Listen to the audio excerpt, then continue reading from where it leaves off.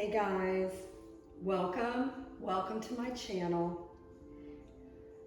I'm Kirbis and you are watching Flying Witch Films, the channel where I share occult, pagan, and traditional Wiccan content. So in this first series, which is called Midnight Ritual, I'm tackling seasonal festivals, performing short, solitary pagan rituals in a small space, and showing you how to make them beautiful, meaningful, and efficient. You know, you do not have to mount a large-scale Shakespearean type production to have a good ritual experience. Work with what you have and adapt as needed. Case in point, recently one of my Gardnerian coven sisters had a solitary ritual challenge.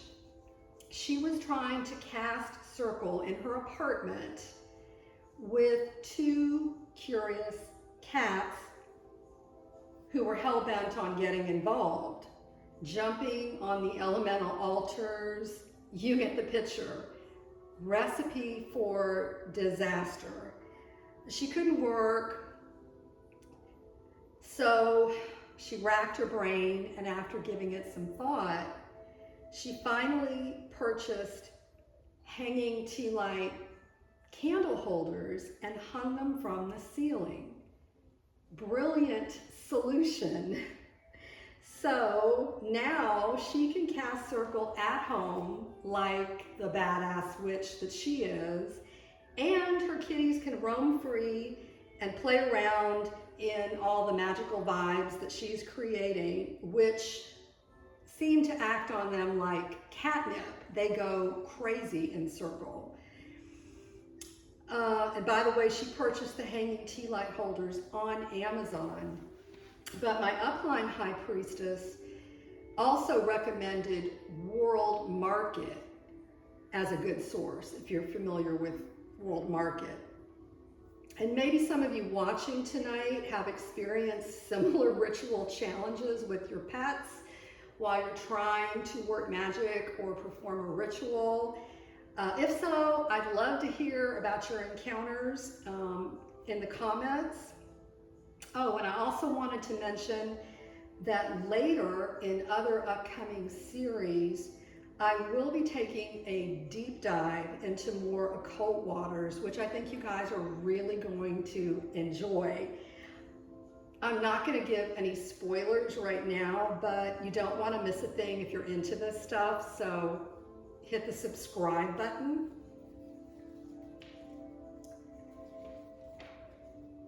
Now tonight we are continuing our seasonal ritual series with a solitary pagan rite for the full moon. We are working indoors, and although I do have a dedicated temple room for this particular occasion, I'm using a medium-sized coffee table as an altar. And everything that I'm using beyond that is listed in the description.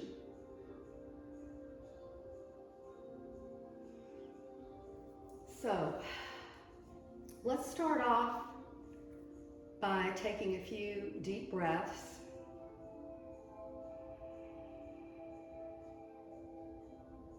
One for body,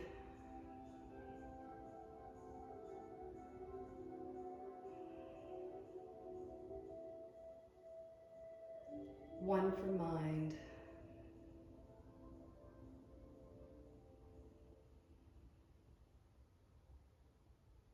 and one for spirit.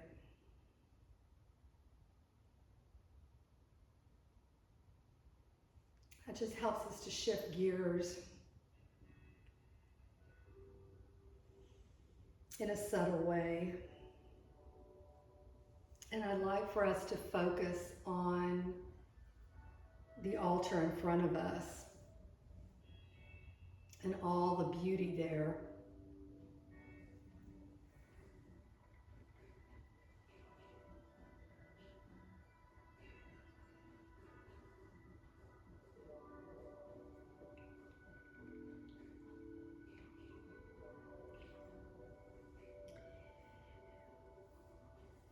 At this powerful moment when the moonlight reaches its height of power, we will honor the full moon's light and ask for its intercession and guidance in our lives. This is a time that is not a time, in a place that is not a place, on a night that is not a night, between the worlds and beyond. Look into the flames, my friends.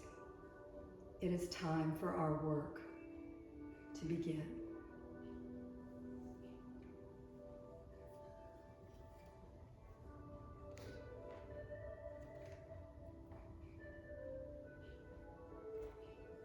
Our Lady of Silver Magic, we do build this circle, a place sacred and apart in your honor.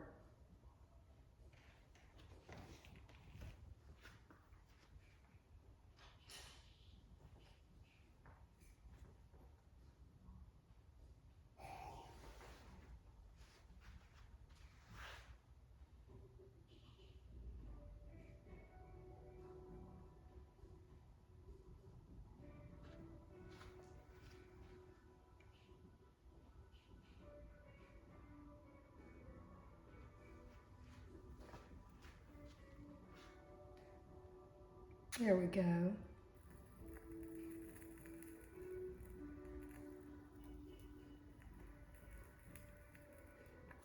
Our Lady of Laughter and Cheer,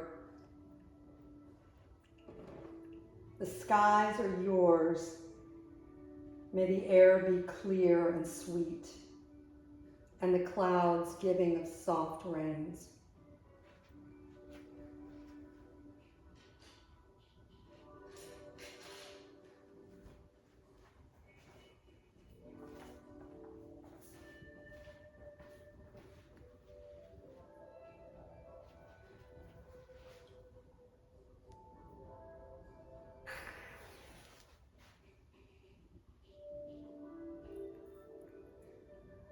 O goddess of warmth, the seasons are yours. May each spring bring forth life anew and more richness of the natural world.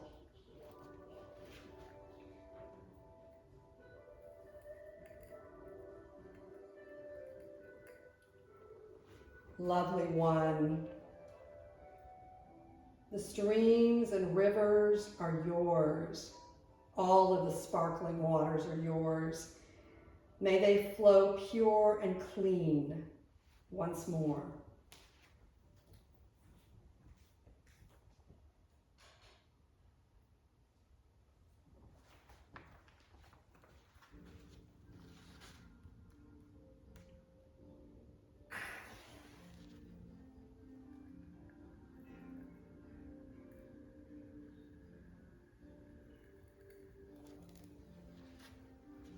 Blessed one, the earth is yours. May it become fertile and rich and free from all spoil.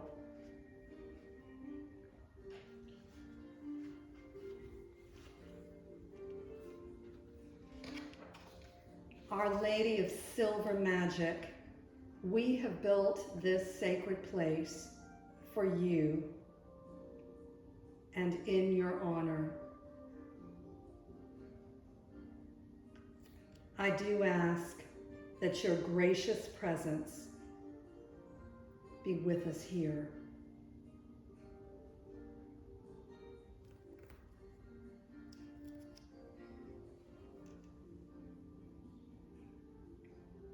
Stay strong in your silence now. Close your eyes. Meditate on the presence of the goddess.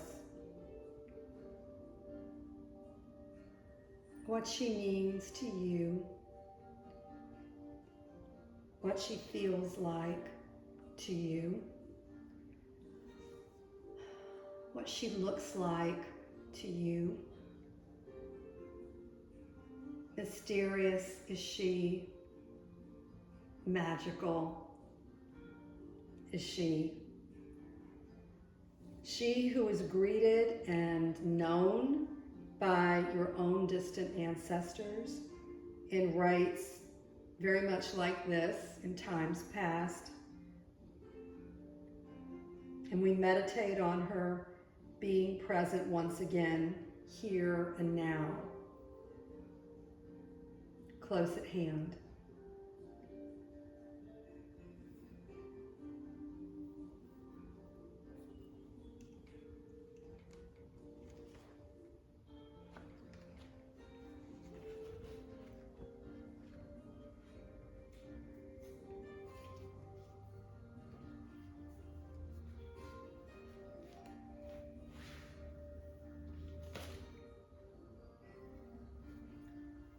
And as I kneel before the altar, I take up the goblet of wine.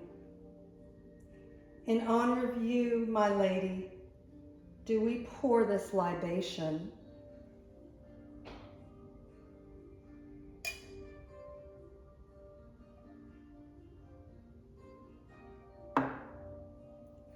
And do we drink this toast? To the immortal lady.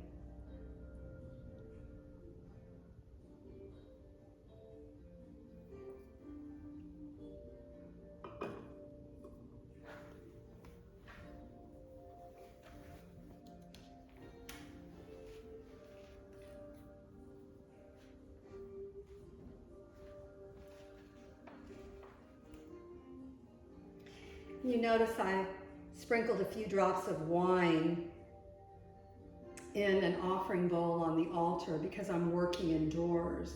When the rite is over, I can pour that out on the ground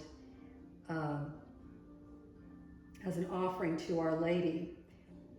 If you're fortunate enough to be working outdoors, you can pour a few drops out on the ground before the altar, before you make your toast.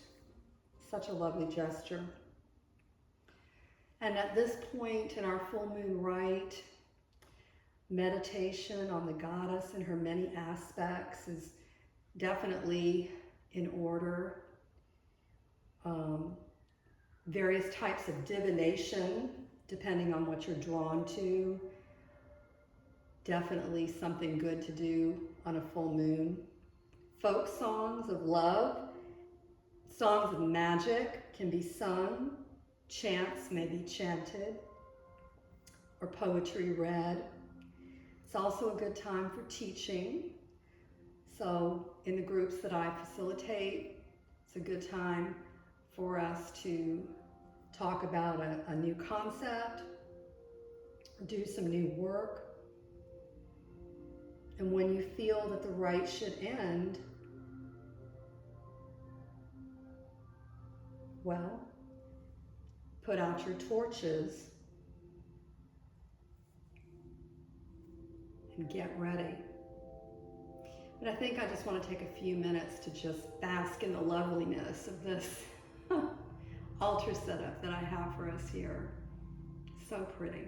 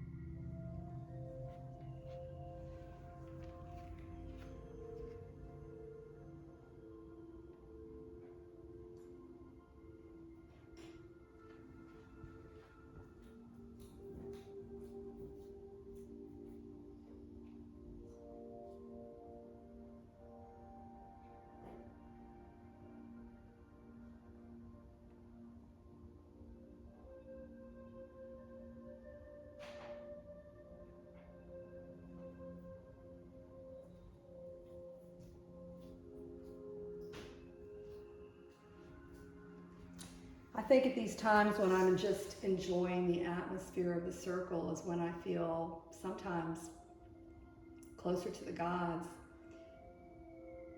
In the quiet of just enjoying the ambiance, the candlelight and the incense, and the good company that I'm with.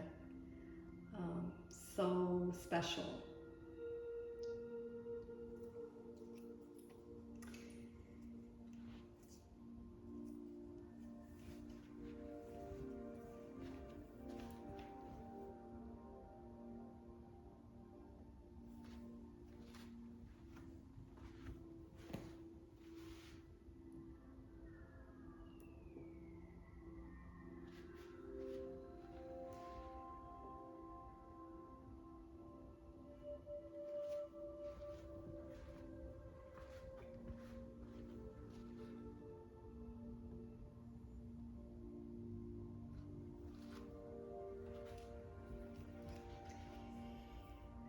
Well, this midnight ritual is now ended.